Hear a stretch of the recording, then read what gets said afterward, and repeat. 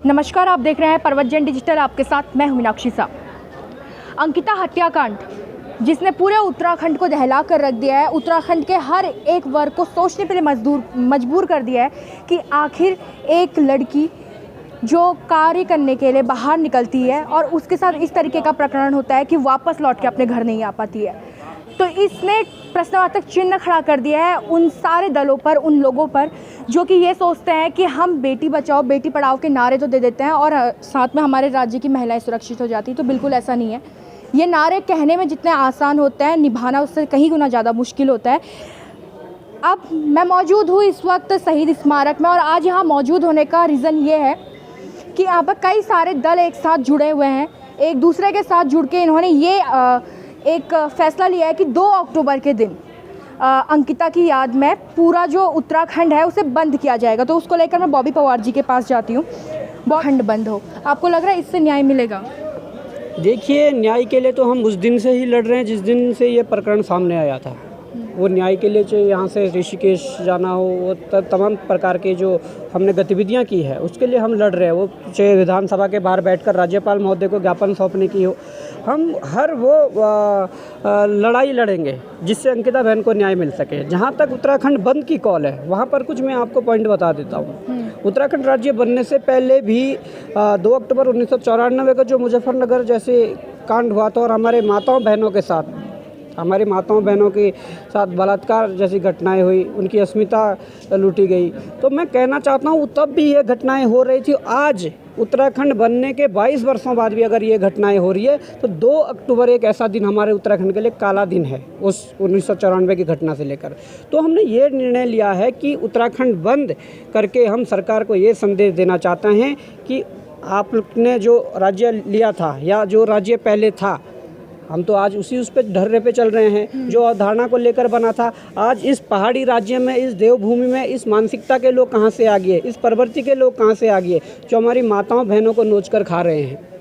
ऐसे लोगों के खिलाफत करने के लिए, ऐसे लोगों को बाहर करने के लिए और पीड़ित को न्याय दिलाने के लिए, बहन अंकिता को न्याय दिलाने के लिए उत्तराखंड बंद का जो कॉल किया गया है, ये आज एक बेरोजगार संगठन ने यहाँ पर अंदर जो पेशी चल रही थी उसमें तमाम 30 से 32 संगठन आए हैं, सबका समर्थन है। इसमें हम व्यापार संगठनों से बात कर रहे हैं, इसमें हम टैक्सी यूनियन संगठनों से बात कर रहे हैं। तमाम संगठनों से ये अपील करेंगे कि ये मुद्दा संवेदनशील है और इस मुद्दे के साथ खड़ा होना पड़ेगा, क्योंकि ये एक अभी चाहे भर्तियों में भ्रष्टाचार का मामला हो या बहन अंकिता का ये मुद्दा हो, ये ऐसे मुद्दे आ गए हैं कि उत्तराखंड के तमाम लोगों को विवश कर दिया कि एक मंच पर आने के लिए, और आना भी चाहिए, क्योंकि उत्तराखंड बचाने की लड़ाई शुरू करनी पड़ेगी। और इसके लिए हम कहना चाहते हैं, इसमें जो फॉल्ट है, सबसे पहले अगर ये घटना होती है तो पटवारी क्षेत्र था, ठीक है। पटवारी क्षेत्र के बाद आप इतने दिनों तक मामले को दबाए रखते हैं, तो उस पटवारी को अभियुक्त क्यों नहीं बनाया गया? जब वहाँ पर घटना हो जाती है, घटना होने के बाद जो रिजॉर्ट है उस पर रातों रात जेसीबी चलाई जाती है। जेसीबी किस लिए चलाई जाती है? और सिर्फ टारगेट करके उस रूम को तोड़ा जाता है जिसमें ये घटना हुई है। जेसीबी चलाने वाले बयान दे रहे हैं कि हमने रात को जेसीबी चलाई है, वो चाहे वहाँ के क्षेत्र विधायक हो। तो उनको अभियुक्त क्यों नहीं बनाया? उनके ऊपर किसी धाराओं के तहत मुकदमा दर्ज क्यों नहीं किया गया? नंबर 2 बात।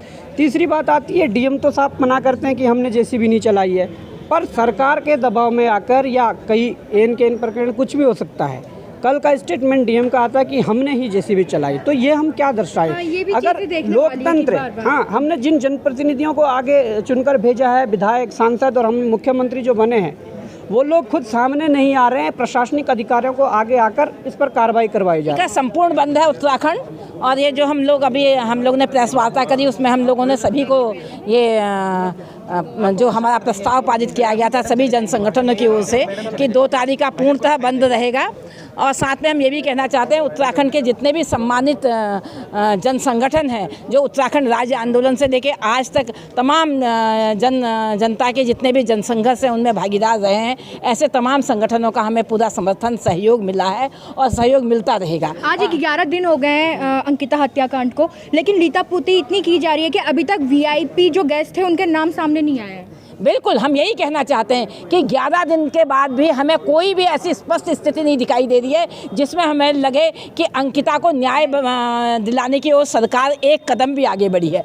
जिस तरह की लीपापोती इन सरकार के नुमाइंदों के द्वारा किया जा रहा है उससे हम बहुत शर्मसार हैं। हमें बहुत तकलीफ होती है कि हम लोगों ने ऐसी राज्य सरकार को चुना, यहाँ पे ऐसी सरकार को चुना जिसने अंकिता जैसे संवेदनशील मामले में भी अपनी आंखें बंद कर ली है। इसीलिए हमें ये जरूरत पड़ी कि आज हम लोग ने जो बंद का ऐलान किया है वो इसीलिए किया है कि सरकार जरा तो कहीं पे चेते, और इसीलिए हम लोग पूरे उत्तराखंड के अंदर इसको बंद को करने के लिए जा रहे हैं। और तमाम हमारे युवा साथी, मैं इस बात को कहना चाहती हूँ, युवा साथी, आंदोलनकारी संगठन, यहाँ की बार एसोसिएशन, यहाँ के गढ़वाल सभा से लेकर तमाम महिला संगठन इस मुहिम में अंकिता के साथ है, क्योंकि ये अंकिता का सवाल नहीं है, ये पूरे उत्तराखंड की बेहतरी का सवाल है। यहाँ के जल जंगल जमीन से जुड़ा हुआ सवाल है, यहाँ के संसाधनों की लूट के साथ जुड़ा हुआ सवाल है, और हमारे नौजवानों के रोजगार के साथ और शिक्षा के साथ जुड़ा हुआ सवाल है। ये मैं बात कहना चाहती हूँ, एक छोटी लड़ाई नहीं है, ये पूरे उत्तराखंड के तस्वीर को बदलने की लड़ाई। अच्छा, इसमें ना एक विपिन कर्णवाल जिसने एक पोस्ट किया था जिसमें उसने उस बेटी को एक कच्चे दूध की तरह बात कही थी कि कच्चा दूध बिल्लों के सामने खुला छोड़ देंगे, मैं रैली का समर्थन नहीं करता, इस तरीके के बयान आए थे। देखिए, मैं कहती हूँ ऐसे ही लोग हैं जो उत्तराखंड को बर्बाद कर रहे हैं, और ऐसे ही लोग हैं जो अंकिता जैसे कांड अगर हमारे वहाँ हो रहे हैं तो अगर आप इस तरह का बयानबाजी करते हैं तो उसके पीछे सीधे उनकी मंशा जाहिर होती है कि वो महिलाओं के प्रति कितने संवेदनशील हैं और वो महिलाओं का क्या सम्मान करते हैं। और इससे उन्हीं का ही पर्दाफाश नहीं हुआ, बल्कि वो जिस संगठन से और जिस पार्टी के साथ जुड़े हुए हैं उसका भी हमें जो अंदर से उनकी मानसिकता है वो साफ साफ दिखाई देती है कि इनकी मानसिकता क्या है और इनकी कथनी और करनी में कितना अंतर है। ये बहुत स्पष्टता से तक वीवीआईपी का नाम सामने नहीं आ पाया, ये बहुत शर्मिंदगी की बात है। एसआईटी की जांच चल रही है, लेकिन वो 11 दिनों में भी उस वीवीआईपी का नाम, जिससे कॉम्प्रोमाइज़ की बात की गई थी, उसका नाम सामने नहीं लेके आ पाए। अकेले वीआईपी एक वीवीआईपी नहीं, वहाँ जितने वीआईपी आते थे उन सबके कॉल रिकॉर्ड्स उस दिन के और उससे पहले 1 महीने पहले के कॉल रिकॉर्ड्स वहाँ जांचे जाने चाहिए कि वहाँ कौन कौन आया, वहाँ लॉग बुक रजिस्टर्स देखे जाने चाहिए। और उस वीआईपी का नाम आपने बिल्कुल सही कहा कि उसका आना बहुत ज़रूरी है, लेकिन सिर्फ इतना नहीं है, क्योंकि यहाँ पर प्रियंका हत्याकांड की बात भी आ रही है, जो है ये बात आ रही है कि उससे पहले भी कई बालिकाएं थी, और जो आम जनता है वो ये बात उसके बीच में तैर रही है कि ये सेक्स ट्रेड, जो अंग प्रत्यर्पण और जो रैकेट ह्यूमन ट्रैफिकिंग का है, उससे मामला जुड़ा हो सकता है। और बहुत मुमकिन है जिस तरीके से साक्ष्य नष्ट करने की कोशिशें की गई हैं वो उस ओर दृष्टि डालती हैं, और इसीलिए उत्तराखंड की जनता ये मांग करना चाहती है कि जो भी व्यक्ति उसमें आया है, जिसका भी नाम है, उसका खुलासा होना चाहिए। और जिस तरीके के एक रिटेलिएटरी मेजर्स हुए, एक कर्णवाल किस्म के कोई व्यक्ति हैं, बड़े तीखे शब्दावली, मतलब उनके पता नहीं माँ की कोख से जन्म लिया, लेकिन माँ के कोख का सम्मान करना उनको नहीं आया, उन्हें बहन बेटियों की इज्जत के बारे में कोई खबर नहीं है, और इस तरीके की भाषावली का प्रयोग कर रहे हैं जो लोग, तो इस तरीके के लोगों को चिन्हित किया जाना आवश्यक है। उत्तराखंड में एक बहुत बड़ा भ्रष्टाचार और व्यभिचार का अड्डा बन चुका है, और इसके अंदर शीर्ष सत्ता रूढ़ जो लोग हैं वो इसमें इन्वॉल्व हैं।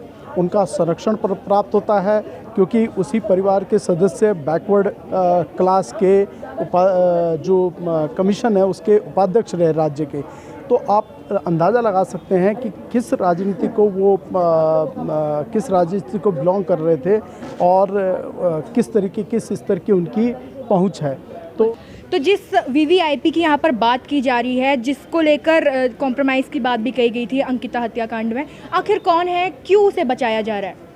बहुत सारे सवाल हैं अंकिता हत्याकांड से लेकर कि जो पोस्टमार्टम की रिपोर्ट थी वो जनता के सामने उजागर क्यों नहीं की गई, क्यों झूठ पे झूठ, पर्दे पे पर्दे डाले जा रहे हैं। ऐसे कई सारी चीज़ें हैं जिसको लेकर 2 तारीख को उत्तराखंड बंद का ऐलान किया गया है, ताकि अंकिता को एक तरीके से श्रद्धांजलि दी जा सके पूरे उत्तराखंड वालों की तरफ से।